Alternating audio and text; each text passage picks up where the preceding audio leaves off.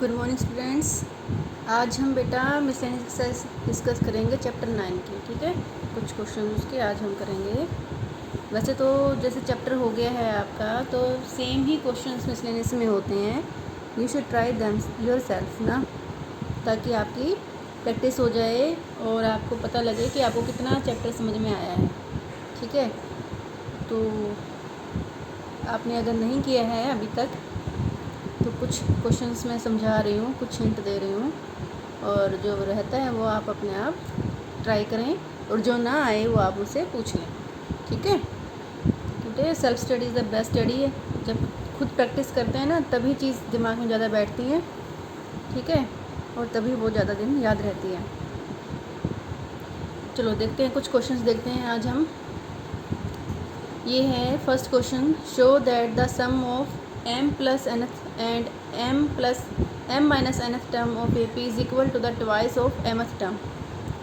तो जैसे जैसे क्वेश्चन में लिखा है हम वैसे वैसे देखते हैं क्या क्या लिखा है। Sum of m plus nth term, तो m प्लस nth टर्म और m माइनस nth टर्म का सम। ठीक है, ये सम ले लिया, किसके इक्वल है? Twice, twice means 2 times of mth term.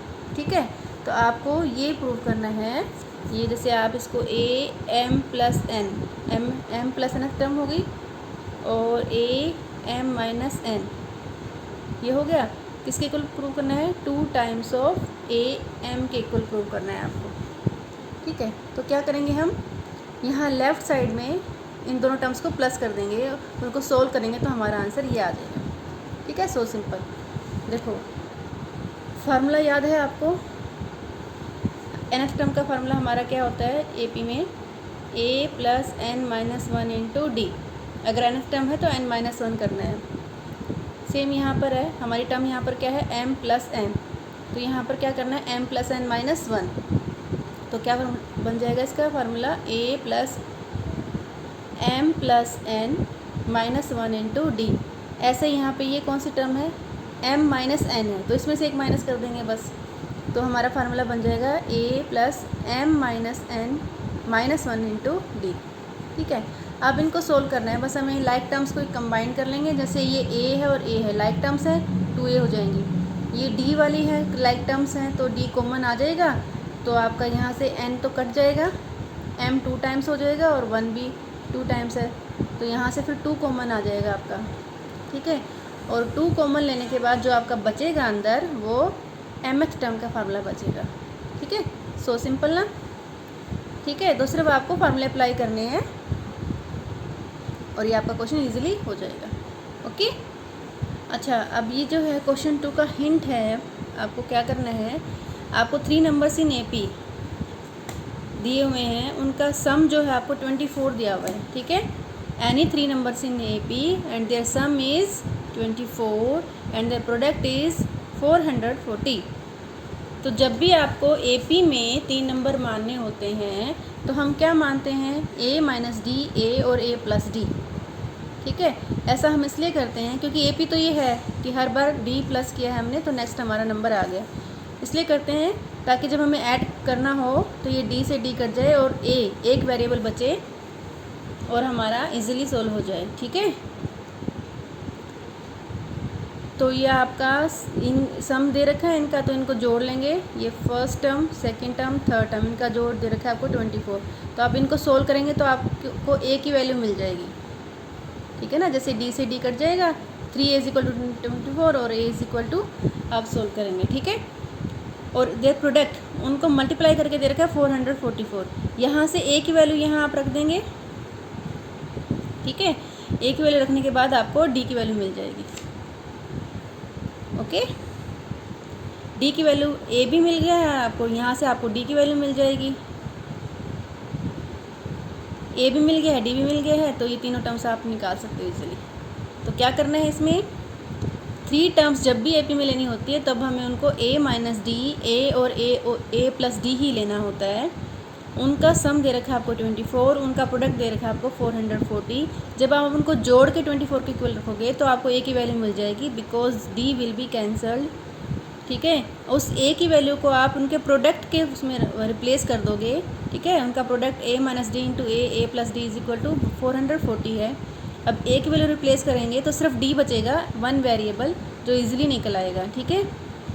तो दोनों वैल्यू आने के बाद आप तीनों टर्म्स आराम से निकाल सकते हो। हाँ जी, थर्ड का भी ये हिंट है। इस क्वेश्चन में दिया हुआ है sum of n terms S1 है, सम ऑफ 2n टर्म्स है आपका S2, some of 3n terms है आपका S3, ठीक है। आपको प्रूव करना है S3 is equal to 3 times of S2 minus S1, ये आपको प्रूव करना है, ठीक है बेटा। तो इसमें हम वही फॉर्मूले अपने रिप्लेस करेंगे, जैसे सम ऑफ n टर्म्स, तो AP में जो है सम ऑफ n टर्म्स का फार्मूला क्या होता है, n/2 into 2a plus n minus 1 into D, sorry ये आपने 10th क्लास में पढ़ा है। क्या फार्मूला बन जाएगा, SN जो है सम ऑफ n टर्म्स, उसका जो नोटेशन है S1 दी हुई है n/2 into 2a plus n minus 1 into D. जब टर्म्स 2n हो जाएंगी तो n की जगह पे क्या आ जाएगा, सिर्फ 2n आ जाएगा, तो 2n/2 2a plus 2n minus 1 into D. जब टर्म्स 3n हो जाएंगी तो बस 3n आ जाएगा यहाँ पर, है ना, क्योंकि नंबर ऑफ टर्म्स कितनी है, 3n है। 3n/2 2a plus 3n minus 1 into d, ठीक है। बस आपको अब इसमें वैल्यू रिप्लेस कर देनी है। इसको सोल्व करेंगे हम, जैसे 3 इंटू S2 माइनस S1, इसमें ये दोनों वैल्यू रिप्लेस कर देंगे, S2 की और S1 की, ठीक है। S2 माइनस S1 की वैल्यू रिप्लेस करेंगे। इसको जो सोल्व करेंगे तो हमारा ये फार्मूला बन जाएगा, S3 के इक्वल आ जाएगा ये, ठीक है। तो इसमें भी जैसे पहले वाला क्वेश्चन में बताया था कि जो लाइक टर्म्स हैं, ए वाली टर्म्स को अलग कर लो, डी वाली टर्म्स को अलग कर लो। जब आप इसको सोल्व करेंगे तो हम आपका यही आंसर बच जाएगा, 3 तो बाहर आ जाएगा कॉमन, और फिर आपका अंदर ये आंसर ये बचेगा जो S3 के इक्वल रह जाएगा, ठीक है। तो इसको आप खुद सोल्व कर लें। हाँ जी, अगला देखें। बीच में जो क्वेश्चंस हैं वो इजी हैं, आपने 10th में भी वैसे क्वेश्चंस कर रखे हैं, तो वो आप अपने आप करें। ये 7th क्वेश्चन है, if f is a function satisfying f of x plus y is equal to fx into fy and for all x and y belongs to n such that f of 1 is equal to 3 and sigma summation x vary from 1 to n fx is equal to 120, find the value of n। तो ये आपको n निकालना है कि कितनी terms का सम आपका आ जाएगा, 120, ठीक है।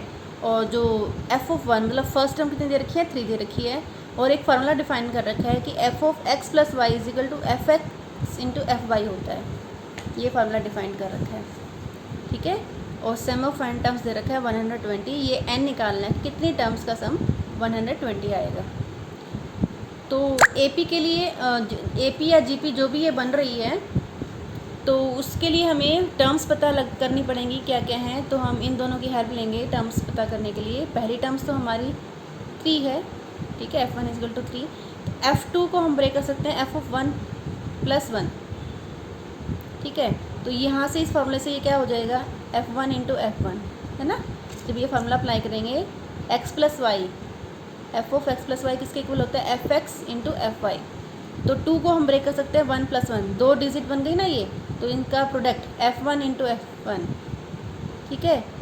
तो f1 की वैल्यू 3 है, ये भी 3 है, 3 इंटू 3 9, तो f ऑफ 2 हमारा हो गया 9। अब ऐसे ही f3 1 प्लस 2 या 2 प्लस 1 कोई भी लिख सकते हैं हम, तो ये हो जाएगा आपका f1 इंटू f2।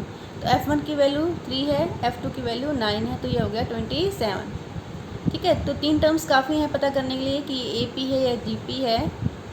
तो पहली टर्म क्या है हमारी 3, सेकंड टर्म हमारी क्या है 9, और थर्ड टर्म हमारी क्या है 27, and so on up to nth term, and the sum is given 120, ठीक है ना। तो कौन सी है ये बताओ, AP है या GP है। इसमें एक कॉमन डिफरेंस को हम प्लस करते जा रहे हैं या कॉमन रेशियो को मल्टीप्लाई करते जा रहे हैं। हाँ जी, ये GP बन रही है हमारी, ठीक है। यहाँ पर A हमारा 3 है और R हमारा 3 है, हर बार 3 मल्टीप्लाई करने से हमें नेक्स्ट टर्म मिल रही है। तो इसमें हमें SN का फॉर्मूला लगाना पड़ेगा, जीपी का, ठीक है ना। ज्योमेट्रिक प्रोग्रेशन का एस एन का फार्मूला क्या होता है, S n is equal to a into r n minus one upon r minus one. ये फार्मूला याद होगा आपको, ठीक है, 9.3 का याद है फार्मूला। तो ये हम यहाँ हमने अप्लाई कर दिया, ए की वैल्यू भी 3 है और आर की वैल्यू भी 3 है, ठीक है। और ये हो गया आर एन माइनस वन, ये आर माइनस वन हो गया, ये 2 आ गया, 3/2 उधर जाके 2/3 हो जाएगा और ये हमारा एन निकल आएगा इजीली, ठीक है। तो मुश्किल नहीं है ये क्वेश्चन भी, बस आपको क्या दे रखा है, सम ऑफ एन टर्म्स 120 है और टर्म्स फाइंड आउट करने के लिए आपको ये दो दे रखी हैं, हेल्प दे रखी हैं कि F1 मतलब फर्स्ट टर्म आपकी 3 है और नेक्स्ट टर्म निकालने के लिए आपको ये फार्मूला डिफाइन कर रखा है F2 F3, आप ऐसे निकाल सकते हैं, ठीक है। तो इस फार्मूले में अप्लाई करके हमें n की वैल्यू मिल जाएगी। देखो इसको आप इजीली सोल्व कर सकते हैं और n की वैल्यू आ जाएगी 4, ठीक है ना। ये 3/2 था, उधर जाके 2/3 हो जाएगा, ये कट गया आपका और ये आपका 80 से उधर जाके 1 प्लस हो जाएगा 81 3 की पावर 4 होता है। तो कंपेयरिंग द कोफिशिएंट्स आप 3 बेस सेम हो गया तो n इज इक्वल टू 4 आ गया, ठीक है। हाँ जी, 8th क्वेश्चन का भी हिंट है बेटा, आपको n टर्म्स का सम 315 दे रखा है, फर्स्ट टर्म आपको 5 दे रखी है और कॉमन रेशियो आपको 2 दे रखी है। तो आपको दो चीज़ें निकालनी है, लास्ट टर्म उन्होंने पूछा है लास्ट टर्म क्या है और n क्या है, ठीक है। गिवन क्या क्या है समझ में आ गया, S n sum of n terms, any n terms given है 315, जीपी का है ये और A5 है, R2 है, लास्ट टर्म निकालनी है आपको और n निकालना है। तो यहीं से स्टार्ट करना पड़ेगा क्योंकि हमें यही एक पता है। तो एस एन का फार्मूला हमने अप्लाई किया, एस एन के फार्मूले में हमें 2 वैल्यू पता है वो हमने रिप्लेस कर दी। अब हम इसको सोल्व करेंगे जैसे हमने पिछला क्वेश्चन अभी भी सोल्व किया था 7th क्वेश्चन में, वैसे सोल्व करके हमारा n आ जाएगा। n के बाद हम लास्ट टर्म का फार्मूला अप्लाई करेंगे और हमारी टर्म आ जाएगी, ठीक है। लास्ट टर्म का फार्मूला याद है आपको जीपी में, a n is equal to a into r n minus one, r raise to power n minus one, ये जीपी की लास्ट टर्म है। क्या होती है, a n is equal to a into r की पावर n माइनस वन। हाँ जी, अब 9th क्वेश्चन का हिंट ले लें आप। देखो इसमें क्या क्या दिया हुआ है, इसमें फर्स्ट टर्म दी हुई है आपको 1 है, ठीक है, एंड थर्ड टर्म का और फिफ्थ टर्म का जो जोड़ है सम है वो 90 दे रखा है। ये चीज़ें आपको गिवन है और आपको निकालना क्या है, आर कॉमन रेशियो निकालनी है।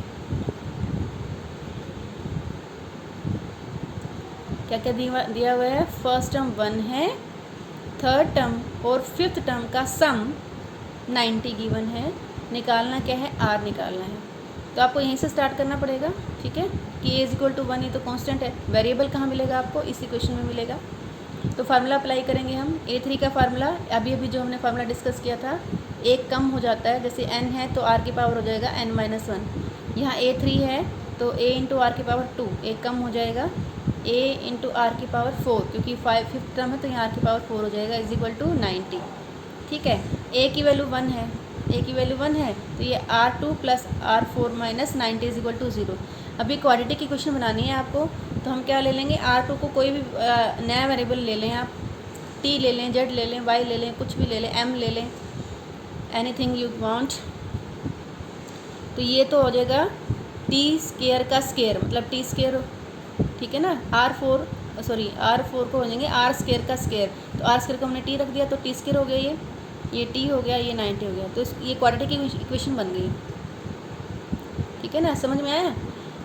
r की पावर 2 को t रखना है, तो ये तो है, ये इसको कैसे लिखेंगे आप, r की पावर 2 की पावर 2, तो ये t की पावर 2 हो गया है ना ये वाला, और ये हो गया t और ये माइनस 90। अभी क्वाड्रेटिक की इक्वेशन है, आप खुद सोल्व करनी है, 10th में आप बहुत अच्छे से इसको सीख चुके हैं क्वाड्रेटिक इक्वेशन। इसको निकालें, आप सोल्व करें, आपको क्या मिल जाएगा, t मिलेगा, t मिलने के बाद आपको यहाँ से फिर r मिल जाएगा, ठीक है, क्लियर। पहले t निकाल लें यहाँ से और फिर यहाँ से आप निकाल लें t common ratio.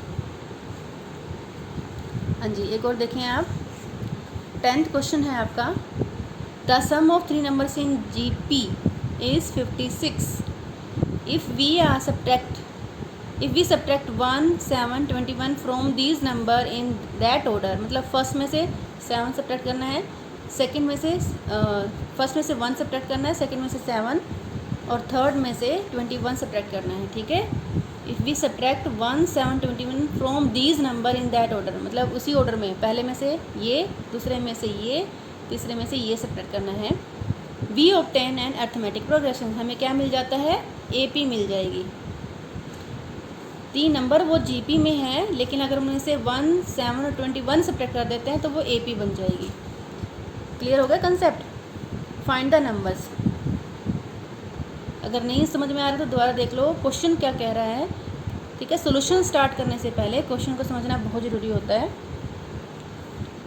3 numbers in GP हैं, ठीक है, उनका सम कितना दे रखा है, 56 दे रखा है, ओके।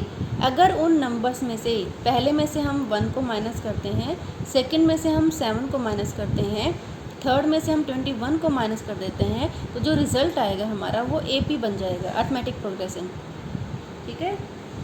तो आपको वो नंबर निकालने हैं, तो इन्हीं दोनों चीज़ों का हमें यूज़ करना है।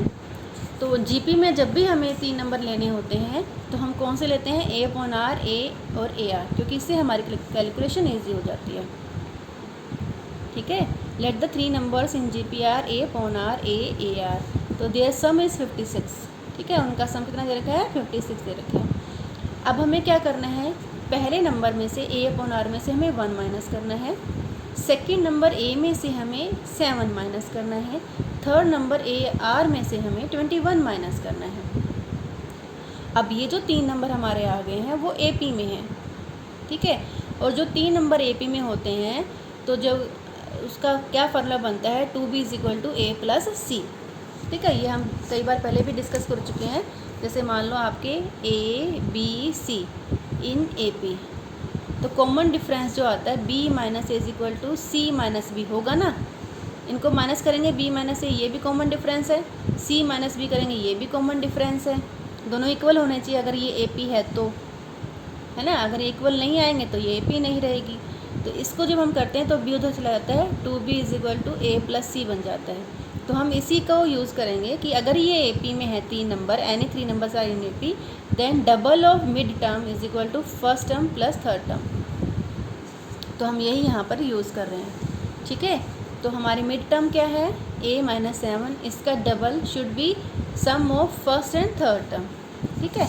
तो इन दोनों को प्लस कर देंगे, A/R - 1 + AR - 21, ओके।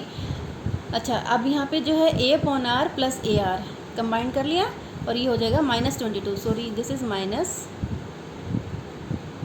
- 21 कितना हो गया, -22। तो ये जो वैल्यू है हम लेके आएंगे अपनी इस इक्वेशन से, ठीक है।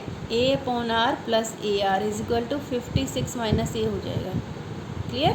A उधर चला जाएगा, ये वाला A उधर चला गया, ठीक है। A/R + AR 56 - A हो जाएगा।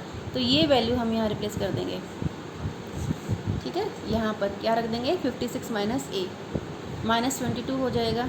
आप यहाँ इक्वेशन 1 लिख सकते हो, आप यहाँ लिख सकते हो यूजिंग 1, ठीक है। तो अब यहाँ पर आपका एक वेरिएबल वैनिश हो गया है, सब्स्टिट्यूट मेथड से हम इसको कर रहे हैं। तो आपका R तो गायब हो गया है, ठीक है, एलिमिनेट हो गया है। अब आपका सिर्फ एक वेरिएबल बचा है A, तो आप A को उधर ले जाएंगे, 3A = और आप सोल्व करेंगे 14 को उधर ले जाएंगे आप, तो 56 + 14 - 22 आपको 48 देगा। तो A की वैल्यू आपकी 16 आ जाएगी, ठीक है। तो एक तो अननोन आपका आ गया है A, सेकंड अननोन है आपका R। तो R आप कहाँ से निकालेंगे, हम इस इक्वेशन में R की वैल्यू रख देंगे और हमारे को क्वाड्रेटिक इक्वेशन मिल जाएगी और हम उसको सोल्व कर लेंगे, ठीक है। जैसे हमने इस इक्वेशन में रख दिया है R, A की वैल्यू क्या है, 16। तो ये आप पहले एलसीएम ले लेंगे, तो ये R² + R + 1 R उधर मल्टीप्लाई जाएगा, इधर 56/16 को काटेंगे तो 7/2 आ जाएगा। तो ये आपका जो क्वाड्रेटिक इक्वेशन बनेगी क्रॉस मल्टीप्लाई करने के बाद, वो आपकी बन जाएगी 2R² - 5R + 2 = 0, ठीक है। एज इट इज़ नहीं लिखना है आपको, खुद सोल्व करना है। जितना आप खुद सोल्व करेंगे बेटा उतने ही आप निखरेंगे, उतने ही आपकी प्रैक्टिस होगी। ओके, तो इसको सोल्व करना है, क्वाड्रेटिक इक्वेशन सोल्व करनी है, आपने सीख रखी है 10th क्लास में। तो ये आप सोल्व करेंगे तो आर की वैल्यू एक 2 आ जाएगी, एक 1/2 आ जाएगी। ठीक है, तो अब आपको नंबर्स निकालने हैं। एक बार तो आप नंबर निकालेंगे a = 16 और r = 2 के साथ। ठीक है, इन दोनों के साथ नंबर्स निकालेंगे। दूसरा आप नंबर किसके साथ निकालेंगे, a = 16 के साथ और r = 1/2 के साथ। ठीक है, तो 2 GP बनेंगे इसमें, एक इसके साथ और एक इसके साथ। ये आपका GP1 और ये आपकी GP2। ये आपको खुद सोल्व करने हैं। कहाँ रखेंगे ये वैल्यू आप, आपने जो 3 नंबर माने थे a/r, a और ar, यहाँ a और r की वैल्यू रख देंगे। ठीक है, 2 पेयर बन गए आपके, एक पेयर ये है, एक पेयर ये है, दोनों से आप तीनों नंबर निकाल लेंगे। ठीक है, तो आज जितने क्वेश्चंस मैं देती हूँ आप वो सोल्व कर लें, और जो क्वेश्चन ना निकले वो आप मुझसे पूछ लें। ठीक है, क्योंकि हम सारा डिस्कस कर चुके हैं, APGP 9.23 सब 9.4 सब कर चुके हैं। तो जो बेसिक कंसेप्ट्स हैं वो आपके क्लियर होंगे। अगर नहीं क्लियर हैं तो जिस बच्चे के वो मुझसे पूछ लें। ठीक है बेटे, कोई भी किसी बच्चे का कोई भी डाउट होता है वो पूछा करो। Okay, thank you.